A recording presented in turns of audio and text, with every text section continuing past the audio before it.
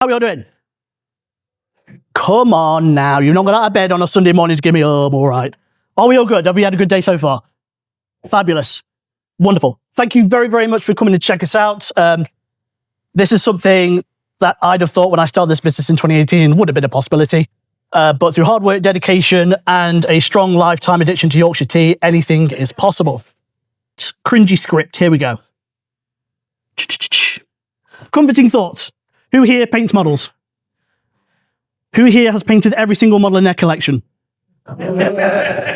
Who here is warned by the fact that those models will be on this earth long after you've gone? So, don't stress too much about it. Plastic is eternal. So the current model that I've seen for model painting is, which helps me do my business, is we buy models. Hands up if you buy models. Fantastic. We get the bits we need to build and paint those models. Hands up if you do that. We build our projects, get it on the table as fast as we can to playing games. Hands up if you do that. And then we buy more models. And the cycle continues. So, this is where our discussion comes in today about rapid army painting and happy, healthy hobbying.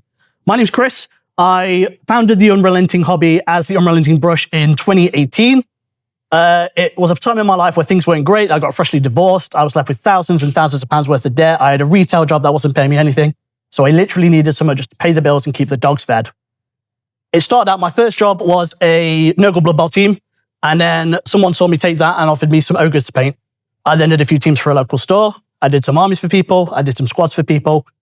Cue COVID, when everything went wrong for a lot of people. And for some reason I'll never be ungrateful for, it went very well for me where I was finding myself painting a lot of models. I then went full-time with this business in 2021. And then as of a couple of years ago, I was able to hire some wonderful guys to join the team and help me do what I do under the ethos of transparent and ethical work practices and productive, positive hobby. Who here posts their hobby on social media? Instagram, Facebook, X, all the good stuff. Higher than that, please. Up, up, up, up. Wonderful. Have you ever seen someone paint something that looks absolutely wicked, they should be dead proud of it, and they get upset because they haven't got X amount of likes or they've shared it and no one's given it a reshare? And it's a sense of validation from strangers that on the internet now, a lot of people crave. It's a societal issue I fully think is a problem that we need to address within ourselves. If you paint something you're incredibly proud of and you get upset when you post it online and not enough people like it, why are you unhappy? You were happy when you painted that model, you were happy when you uploaded it, and you're upset when it doesn't get the recognition you feel it deserves. Paint for yourself. Paint because you enjoy it. Paint because it's a tangible creative hobby that's very niche and very insular to ourselves. We all have our own styles and our unique way of approaching things. The second we put that online and get upset about people's reactions to it, it undoes it all. I'm not saying don't post your stuff, but I'm saying post it because you're happy with it. Don't post it and then get upset when people aren't happy with it, because that's not what the internet's for, guys. I think we've all seen what a horrible place the internet can be, and particularly social media and the work it does to undermine people. For all the good it does equal bad. So we're talking about happier, healthier hobbying today, rapid army painting, the products that help us do what we need to do, and then a Q&A seminar for you guys to ask all the questions in the world. Start thinking about those now. It can be painting advice. It can be starting a business. It can be joining our team. Anything that you think could help you develop as a hobbyist, as a professional hobbyist, as a nerd. If we can help anybody, we would absolutely love to. Okay? It ain't just me. We have Mike, we have Craig, and we have Jack, who's going to run up those stairs any minute, huffing and puffing because our stall watcher was late. So around the hobby that we all do, none of us paint the exact same things. We all do things differently into our own styles. Mike, what would you say your style and specialty is? I've had to learn quite a lot of new techniques, which is great, but my main style would be probably like the Citadel painting method and then expanding from that. But what we do is really fast armies really well and get it back to the client for the tournaments. So through that, learn over the last couple of years, techniques like airbrushing and oil washes. And we could talk about products later, but just try and nail down as many different techniques as you can, but start with the basics. So, the Citadel painting method is a great starting place. Even if you're just base coating, just get those base coats down, whack a shade on. That's a great starting place. Obviously, most of you probably already know this already. Who's new to painting in here? Hey, welcome aboard. Yeah. So there's no, don't put any time limits on yourself to start off with. And then obviously if you want to become an army painter, then start applying some rules to yourself and get into the practice in the zone of setting yourself deadlines. But yeah, so for me, it's probably the Citadel painting method that's my main thing. And then through working through that environment, you start learning the heavy metal techniques and just take it step by step. But don't ignore all the other techniques that are out there. So you've got so many to choose from. Pick what works best for you and take it from there. Lovely. Craig. Loud. Loud. Shout at these people. That's what they've come for. I'm a huge fan of Prone and Gritty. I can't do Prone and Gritty without like all the extra hair and random jobbies attached to it. So I like it to look nice and clean, but nice, dark, proper green dark Games Workshop style. I can do lots of the oils and extra features, but very much I like my miniatures to look nice and clean so that they read really well, so that you can tell everything that's on it looks like what it should. But yeah, outside of that, just play with the miniatures and have fun with new technique you can pick up. Fabulous. For me, my style leans heavily into speed paints and contrast paints. When they came out a few years back, I was still just starting out commission painting. And they got very, very heavily slated online as being a cheat and being crap and not being what they did. Not being proper painting was the term I often saw. And middle fingers often went up to people with that attitude. No offense, but you are a stupid asshole. Because I think at the end of the day, as long as you're painting something and you're happy with it, who cares how you get it done? There are so many different styles. Mike's already his, Craig's already his. Jack's going to tell you his when he comes storming through that door in a minute. You can do a bit of this. You can do a bit of that. You can use oil techniques on an heavy metal miniature. You can do grimdark and do some really nice spot highlights. Find what works for you. We're going to talk later about products over techniques because I see all the time and I get asked all the time about, I want to get really good at this technique. I want to do non-metallic metals. I want to do OSL. I want to do like heavy metal box art stuff. Amazing. The products you use are going to help you get there far faster than you sticking to what you think is the way to do it, which is a lot of the time in Citadel paints because it's accessible. But there is no right or wrong way to do any of this. There is your way. And there is the way that makes you happy. And if you put something out on social media and someone says, I don't like that, it's crap, I don't like that product you use, amazing, cool. Couldn't care less, couldn't give less of a toffee. Do it for yourself and do it because you enjoy creating. Because at the end of the day, when you sit down and pick a brush up, if you're going in with the mindset of this is going to be a competition winning piece, this is going to get 1,000 likes on Instagram, it's going to be everything I need and more because I need the validation from those strangers on the internet who I probably don't like in real life anyway, you're not doing it for the right reasons. I cannot stress that enough. Mindset, isn't it? Yes, exactly. The team are going to come down on me if I start going off on rants about social media too much. So if you see that, call it out. Jack the lad. Jack, tell us a little bit about yourself, your specialty, your style, and shout at these people. They need to hear you. I'm absolutely terrible at blue right. Yeah, I think I get a bit higher than me. But I like painting minis. So doing this has been a pleasure. I don't really think I have much speciality that I'm really good at doing, but I guess I really enjoy facing. If I could just do that and paint nothing else, I'd be very happy. Like sadly, little film and part and parcel. I should have been into model trains and stuff like that. I like sci-fi stuff too much, but I'd say that's my go-to. I do find a lot of projects. I paint stuff before I actually finish it. Hey, You come to all my bases. yeah, sounds like a plan. But other than that, I'm kind of this whole grim dark style of stuff, lots of weathering. I kind of think it's a bit cheap to do that. Cheap, but it looked really good. So I'd say that's kind of like my go-to. Other than that, whatever the client asks, I shall do. Wonderful. So I hired each of these wonderful people along with the other maths. 4 people on the team. There's 8 of us in total. I hired them not because of their painting qualifications, not because of any other reason, their good looks, their ability to have great back and forth, their dedication to any kind of work ethic. I did it because they wanted to take it for a spin. And we start out with everything. We do a tester, they get a brief, and if the client's happy with that, they're a professional paid painter. Anyone can do what we do. It all comes down to the time you're willing to dedicate to it, your commitments around that. We'll come back to that later. And we've managed to do something through a joint venture that has made us one of, if not the, and speak up if you think there's a bigger painting studio than us, and I'll talk about them later. We are one of the biggest painting studios in the UK, and we are growing a worldwide client base. And that is through dedication, effort, and being brave. And that's the biggest thing you can do. Introductions all done. Hands up if you paint models. Lower your hand if you paint for gaming. Lower your hand if you paint for display or competition purposes. Why do you paint? Why do you paint? Why do you paint? One day I hope to be good. You're all hired. Yes, come and see me at the end of the seminar and we'll have a chat. And those are the three things I need everyone to take away, especially those people. There have been a lot of people doing seminars and clinics who have a massive following on social media, and that's fine. But it's a hobby about painting toy soldiers and doing something you enjoy. It's not about spending hours on your phone. We'll come back to that in a minute. Fantastic. Segment number 2, the reality of the hobby. Oh, it's me going on about social media again. Yeah. Mike, what is your happiest moment when hobbying? When you're hobbying, what is that point where it's like the Matrix and everything's coalescing and you just did a happy zen? Just at home. So I work from home, and every day my job is to sit at my table and paint. Kids are at school, wife's at work, and I put UFO podcasts and alien stuff on in the background. I'm kind of learning at the same time. My mind can go somewhere else whilst I'm getting paid to paint miniatures. Like, that's my zen, like, every day. I've been full-time with Chris for nearly 2 years now. Still feel really lucky, but whatever's on that desk in front of me, I sort of lock in and get into the zone. My mind's elsewhere. I can listen and learn about other stuff that I'm interested in. And it doesn't feel like work. And if that's the goal for everybody, I think everyone wants a job where it doesn't feel like work. And if I can do that, anyone in the world can. You know, anyone can do what they want.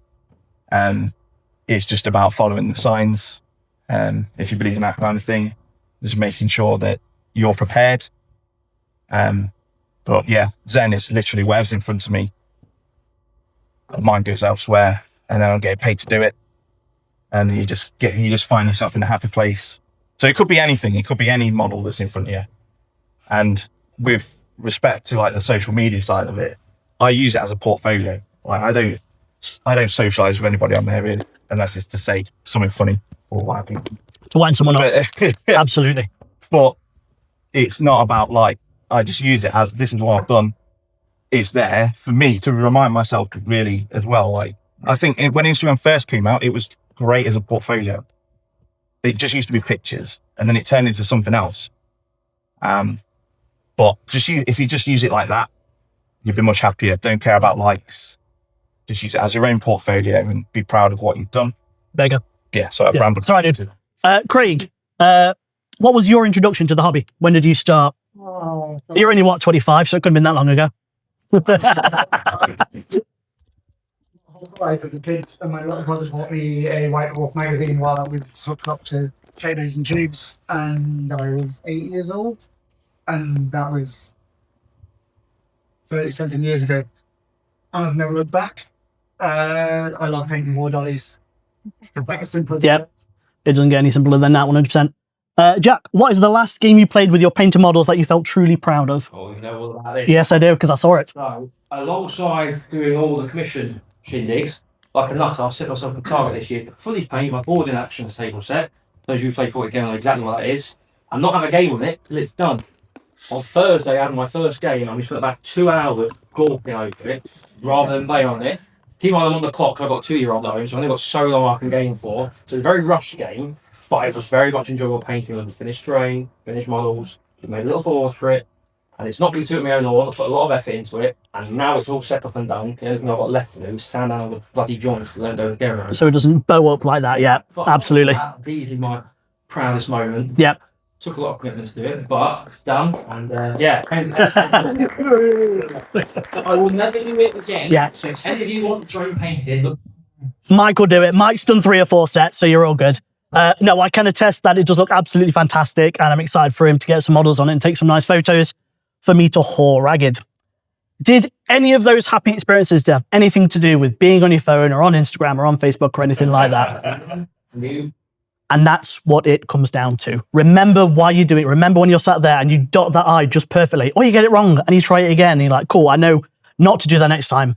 Hint for painting eyes, hold the model upside down or the head upside down because you can see more of the eye that way, so it's easier to paint. And it's the emphasis of, and I've been using this for myself a lot, because in this role I need to be on social media and it drives me wappy and I hate it so much. And if I didn't have it, my business would die overnight. Hobby over content. Content is a word used by people who just want to share stuff and get likes and transactions and nonsense like that. Hobby over content. Am I painting? Yes. Am I happy as a dog in mug? 100%. Have I got a 6x4 table covered in painted models that I've done that I love each and every single one of, because it's something that started out as a grey bit of plastic and now looks amazing, whether it's for me or clients. That's the important bit. And then if I share it on social media and it gets me work, amazing. If I share it and someone calls me a bimfluencer, or what was one comment? You're an unprofessional TWAT. Amazing. I love it. I turn those into wallpapers for my phone. I love them that much. Because at the end of the day, we are not doing this for anyone's validation. We are doing it for ourselves to enjoy the process. And if you learn and develop, amazing. If you get paid for it, amazing. 10 out of 10. We love that. But at the end of the day, we are adults painting toy soldiers. And long may it rain. The word community boils my to no end. I won't talk about it now because of time, but if you want to ask me about that later, please say again. Yep, in it. Thank you very much. So, the important bit, we talked about happy, healthy hobbying, hobby for yourself, hobby because you enjoy it, hobby because it's a tangible experience where you can develop and do something that you avidly enjoy by yourself, with friends, at events. Amazing. Rapid army painting. So when I started this business, my stick has always been, I was working at Warhammer Derby at the time, and my boss and my colleague, whom I adore to pieces, would always say, bloody hell, Chris, you paint really, really fast and it looks good. That's like amazing. I would do bits for the store. I would do bits for myself. I would set myself challenges like paint 500 points in a week. I would then take it in and show my boss. He'd be there like, that's amazing. Let's get a game on it. And it would just add to the experience of having painted something over a week to then play a game with it, for it to lose horrifically because I'm terrible at the game. But holy hell, does it look good on the table. Rapid army painting philosophy comes into a few things, and it smashes some barriers and some misconceptions about painting, about those ideas that everything needs 4 different paints on it with an edge highlight and a spot highlight, and it needs glazing and it needs deep shading or soft shading. It simply doesn't have to be the way. And again, anything you take from today that helps you, amazing. If you think that was a waste of my time, he doesn't know what he's talking about, I'm going to do the opposite of what he says, that's a win in my book, because you're trying something to make you a happier, healthier hobbyist. And you can do that. It's very, very easy. So when I approach a project, I start off with picking 3 focal points. So let's say I've got 100 Chaos Marauders to do, 100 little barbarians with axes and furs, and they need to be done within a week. Pick your 3 focal points. Those are 3 bits of the model where you want to spend the most time on. And I don't mean lots of time, I mean the most time. If it's a barbarian and they've got boots, I'm going to put a contrast paint on there and I'm not going to do anything else about it.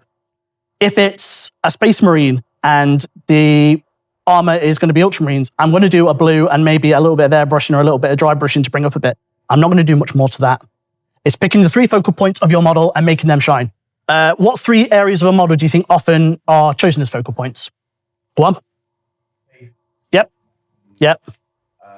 And face. Yeah. Face. Couldn't put it better myself.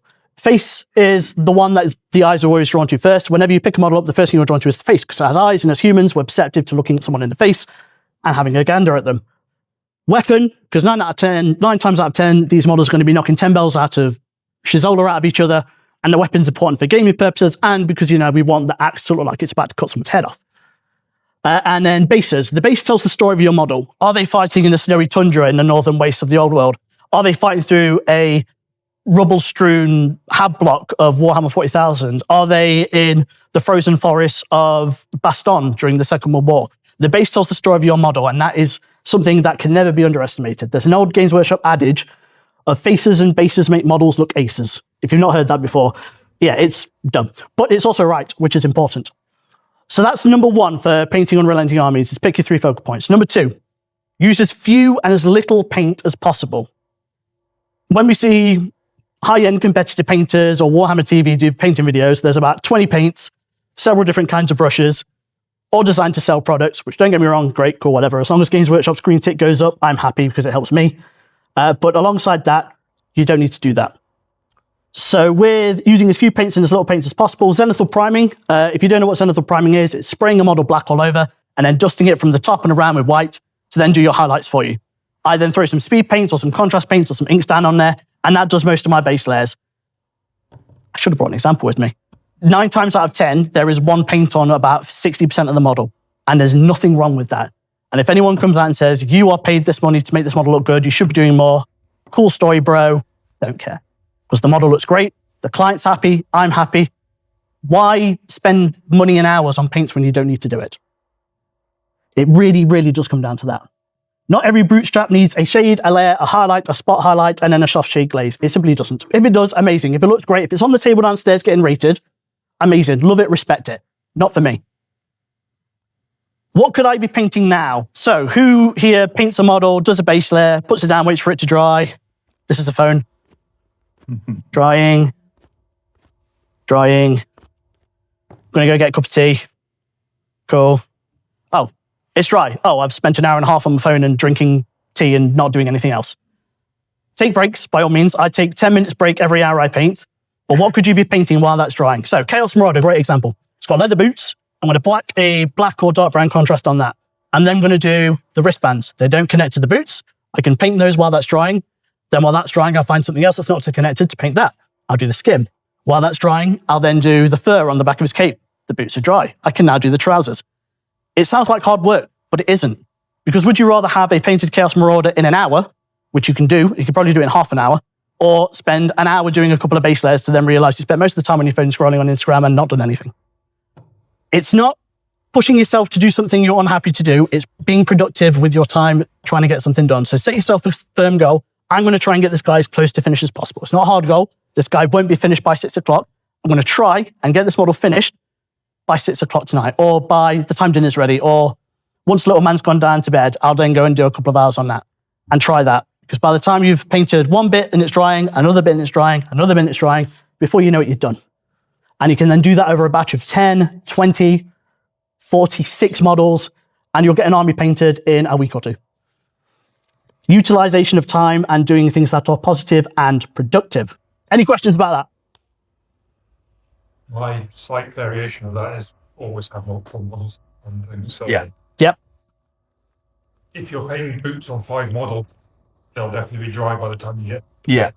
Factory line. 100%. Batch painting, I normally have at least 10 to 20 models in front of me at any one time. And like you say, by the time you've done the boots on the first one, you've just done the last one, they're dry and you can crack on. Yes, mate. Fine. Yep. Would there be like an upper limit of what you would paint at one time, like, or would it become like? Yeah. You get your I've done that layer on that many models, but oh fuck, sorry, now there's Yep. that model to do the same thing. Yep. No. I'm fortunate, and we're going to go to personal circumstances later. I'm fortunate in that my wife's a tremendous woman. If I say, babe, I'm painting a Saturnine army box over a weekend to raise money for Magic Breakfast, which is a children's charity helping kids get food at school. Do you mind if you don't see me for 48 hours apart from hearing procrastinating swearing from the shed? She'll go to the shop, she'll bring me some chocolates, some energy drinks, and they're like, go, anything you need, let me know. Support around that is amazing.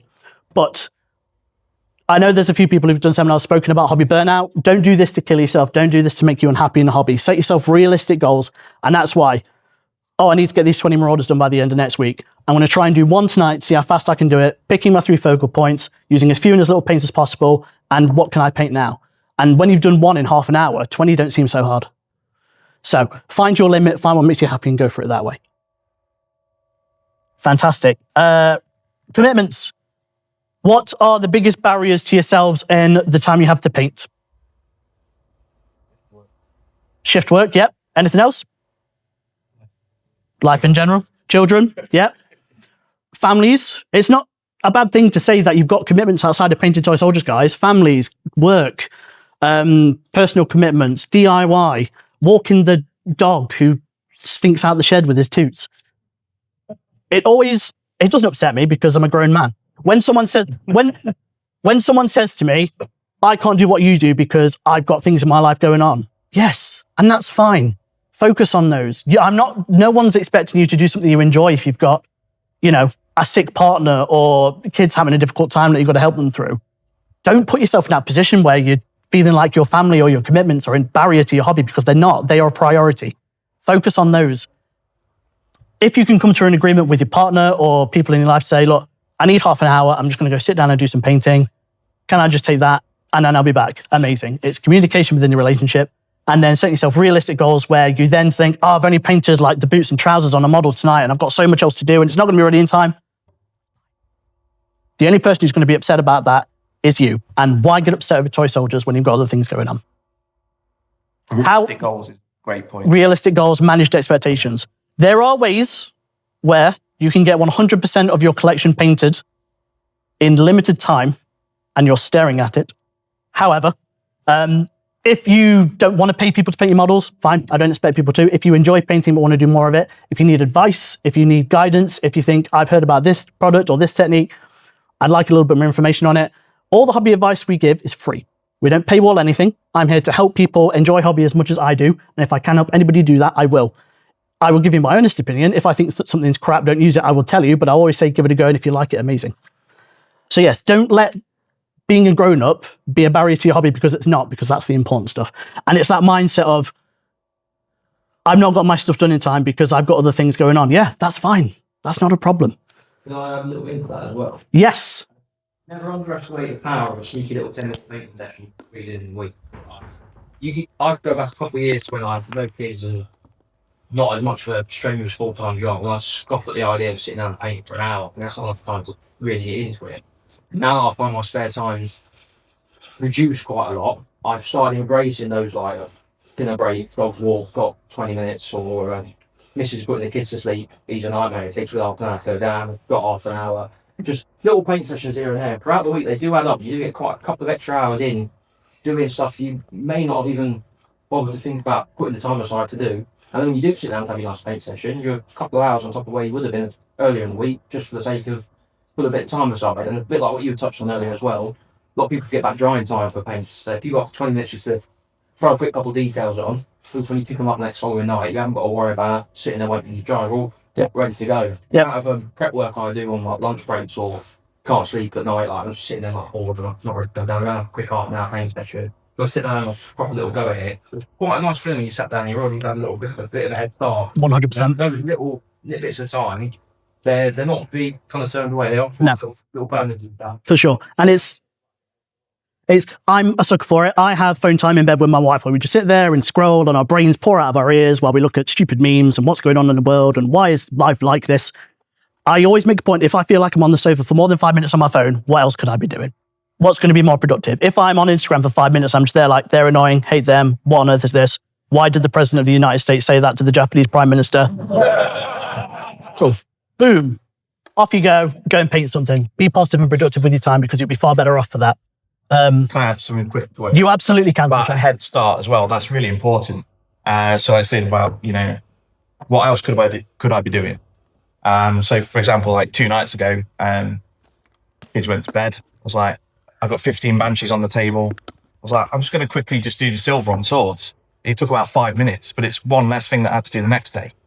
That added up. Like just that little thing adds up. That's the only silver part on the model. I suppose you sat there as well, like, you mind, I've got to do all this, like, I haven't got anything crossed off the list. Exactly, yes. And that's great for your mindset of painting as well. If you set your own deadlines for yourself, or if you want to get into army painting, just the 5 minute thing of one colour makes all the difference. And then your next day, one less thing to do. Yeah. And do your texture basing the night before. Anything that takes over an hour to do before you go to bed, and then in the morning it's done, you're excited to crack on with it. There's nothing worse than doing something, I've got to wait hours for it to dry, because then it just needs to... There's going to be nothing left of this water bottle by the end of this. Yeah, you can go. Yeah, exactly. Wonderful. We're rapidly approaching time, which is annoying because I could talk to you guys for hours. We've got a stall in the puppet trader downstairs. Feel free to come and talk to us about anything you want to. The next bit is products over technique. So as I mentioned earlier, there's a lot of emphasis on techniques. I've had time where I've worked in Warhammer Derby where a kid's come up to me and said, I want to paint this model like it is on the box. Have you ever painted before? No. Wicked. Like, I've watched a YouTube video that says I can learn how to do it in a week. Come back and see me in a week and I'll tell you how you did. Never saw him again. And techniques are great, and techniques are what help people become a competitive painter or a high-end painter, as I say, but the products help you get there. So, show of hands for people who use speed paints. Oh, that's amazing. Show of hands for people who use oil washers or panel liners. Amazing. If you've not seen a panel liner, we've got some at our store. Come and have a look at it. It is miracle juice. And then it's little things like texture basing, using sand instead of expensive texture paint to do the night before, because you're just going to paint over it anyway. Pigments to get your bases looking sharp. Enamel weathering. Airbrushing is one of those. Who airbrushes here?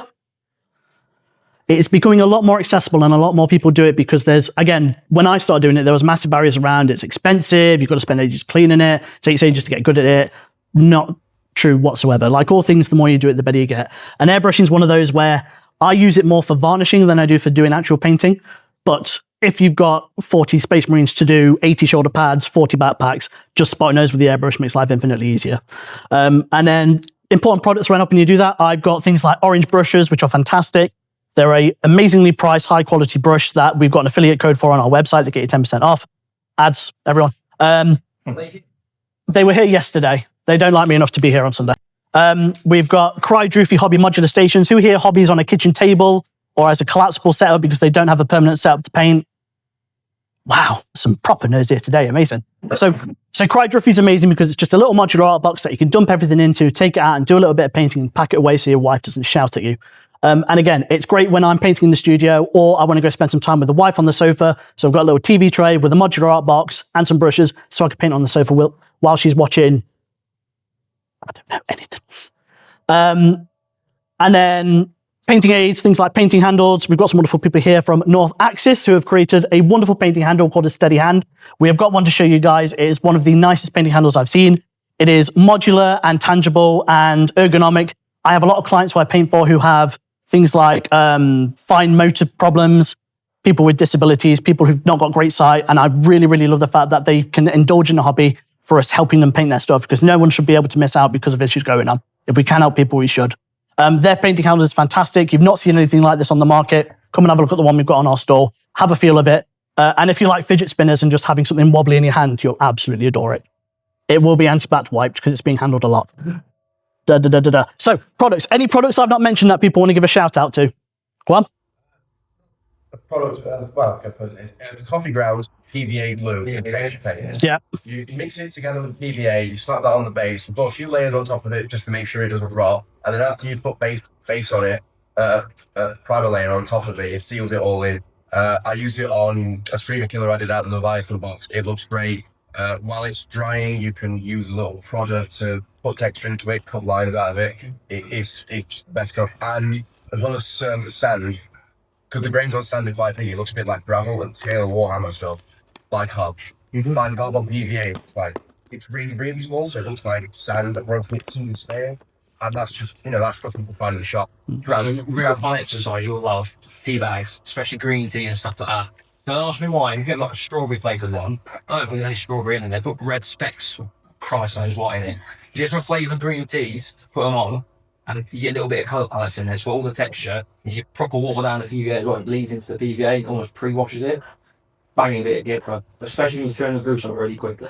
I've got more tea than I drink it out, actually. Which the missus is very complicated. She quite likes it, especially when I sit out there. There's something to be said about people who sand a base and then paint it to look like sand. It always just makes me giggle. Or like they put slate on the base. Now I've got to make the slate look like slate. Brilliant. Right, we are. You may. So I find the biggest barrier for me is setup time. Yep. Getting the paints out, getting the right consistency, watering it all down, and if I've done that, half hour's gone. Yep. Little things like a wet palette. You can just basically have your progress saved and then just put it away. As long as you keep it hydrated, come back next few days, it'll still be good. Just having a dedicated space if you can, it helps a lot because you can just leave the project there and then come back to it whenever. Obviously, it's not where everyone's Livia's face. But those two things, I think, are the biggest breakers in the field. Motivated. Yeah, that's why the Cry Droofy box I've got, which I've got 2 to give away, by the way, come and ask us about that, is great. It's got little compartments for bits, water pots, little rubber stamps that go on the bottom to clean your brushes, space for a wet palette with foam, with paper. And then I've got a little £10 TV dinner tray I got off Amazon that it goes on there and then it gets tucked away and put on the side of the sofa when I'm done. So the hardest part when starting a hobby session is picking up the brush and starting. The second you do that, almost all of us are away. It is just, right, put that down. I've had enough. I'm going to go be a nerd for a little bit. And having the aids to do that, like a modular setup that you can unpack dead easily and dead quickly, is definitely helpful. Right. Yeah. I could talk to you about hairdryers for days. Come and see me when we're done. Fabulous. Yeah, no. When people say to me, what's the thing that helps you paint models as fast as you do to the scale you do? It is literally a hairdryer from Asda. And they're like airbrushes, like oil paints, like tiny brushes. Nope, hairdryer. I don't have any hair, so why would I have a hairdryer otherwise? Yes, exactly. Mike, what product gives you the biggest results for the least effort? Contrast. It's got to be contrast paints. Yes. say we offer a showcase thing as well, and sometimes it's all about the preparation in the beginning. So a Zenithal creates the highlighting before you do it already. You whack a contrast on, especially like tassels for custodies, or for like Cathay hair. Contrast is king. Just varnish it afterwards. It looks. Oh yeah, I can't say it enough, but We've got plenty of examples in our store downstairs, so come and have a look. We talked to you about it. Bless you. Craig, what product do you think is overhyped? If you say speed paints, I'm kicking off. contrast. Yeah. Yep. People I hate before airbrushes. They're useful for certain things, but the amount of setup time, the amount of clean down time, I could have done what you do with an airbrush in the amount of time it takes me to set it up. Yep. It's just Yep. So one of our guys you have an airbrush, don't you? But he barely uses it. And one of the first questions I get asked by people who want to join our team is, do I need an airbrush? Absolutely don't. It helps. You don't need one. Who you got? 2 years now? Yeah. No, Omar, don't plan that one. Don't have the space for the patience for that. All right, we'll have to talk about that, your review, mate. All right. Yeah. Wonderful. And then, Jack, what product do you think is underrated? Right.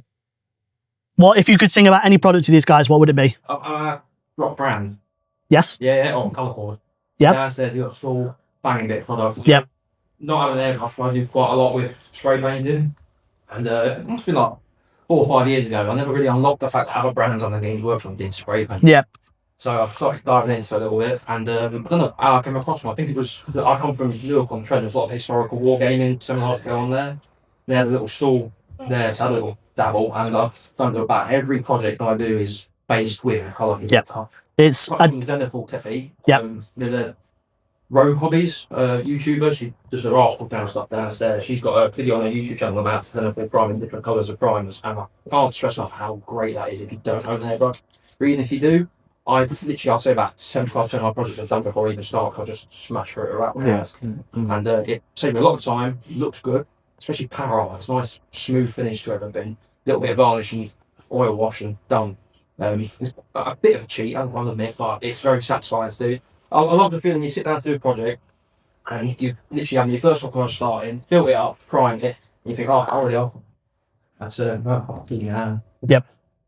Not on the floor. Yeah, no, not on our time. Thank you very much, You Sunshine. have to beat me down there because I'm going to buy all their matte black as well. Yeah, absolutely. If we can. Fantastic. How much time we got left, Chief? I'm trying to pick what bits I can do and what bits I shouldn't do. Less than 4 minutes before the Q&A. Included. Jesus. You're going to have to come and talk to me downstairs, guys, because I've got plenty here to be talking about. We'll do a quick Q&A seminar. So if anything you guys want to ask, please fire away. Nothing's off limits. Tell me if you think what I've said is stupid. Tell me what you think is better. Tell me what brands you love. Tell me what brands you hate. We all learn by learning from each other. And I'd rather do that in front of you guys than my phone bleeping off while I'm sat on the sofa trying to enjoy what's she watching at the minute. Some nonsense. So yes, questions, go. I've used a couple. They're okay. I'd like to use more and see how they do. Things like trim for space springs and stuff like that would be amazing. But the jury's out on that one because I've not tried them enough yet, but they are on the list. Go. Yep.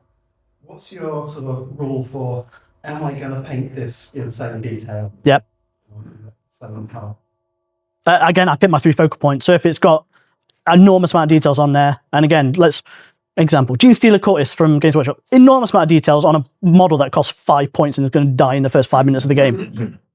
So I'll make sure his face looks good. I'll make sure he's got a bright colour on there for his armour or his clothing, and then I'll do his gun, or he's got like buttons on his suit and stuff like that, and just go for there. That's a great point about tournament players as well. So a lot of our clients play tournaments. So for a model that's literally going to be on the table for 5 seconds, it's a compromise. Head highlighting a floor. Yeah. So Or it's time, yeah, slogans, write them all down, take them away.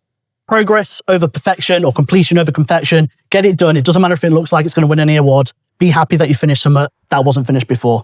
Products over techniques. The right product's going to help you achieve the technique you want infinitely easier than you just trying to use White Scar from Citadel to paint a Stormtrooper because you're a psychopath. Anything else, guys? Go on. What brands and models in those brands would you say are good for trying to push yourself with a new technique, or trying to get, say, yellows and white, or Yep. trying to get them to model new brands? Models, I find the thing with the most different textures on there. Space Marines are great if you want to make power armor look great. Bolt action's pretty good. It's a lot of fabrics, there's metals, there's skin, you can have a good time with those. In terms of brands, my main go-tos are speed paints from Army Painter. If I had to pick contrast or speed paints, I'd pick speed paints.